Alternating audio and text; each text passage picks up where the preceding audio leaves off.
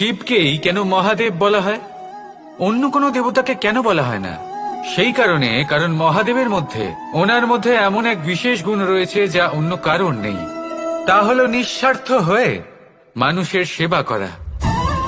যদি প্রয়োজন পড়ে, যদি সৃষ্টির পথে বিনাশের কালো মেঘ ছেয়ে থাকে, তখন নিজের প্রাণের চিন্তা না করে হলাহল পান করার জন্য প্রস্তুত থাকেন মহাদেব। আর এই অদ্বিতীয় ত্যাগের জন্যই শিবকে মহাদেব বলে ডাকা হয়। এবার যদি কোনো মানুষও নিঃস্বার্থ ভাবনার দ্বারা নিজেকে অর্পণ করে দেয় এই জগতের কল্যাণের জন্য, মানুষের সেবার জন্য, তাহলে তিনিও মহাপুরুষ, মহামানব হতে পারেন। যদি কেউ অভুক্ত থাকেন, তাহলে নিজের থালা থেকে অর্ধেক খাবার তাকে দিয়ে দিন। যদি কেউ অসুস্থ হন, তাহলে তাকে সেবা করার, চিকিৎসা করার চেষ্টা করুন। এই জীবন শুধু নিজের জন্য নয়, অন্যদের প্রতি, সমস্ত সংসারের প্রতি উৎসর্গ করুন।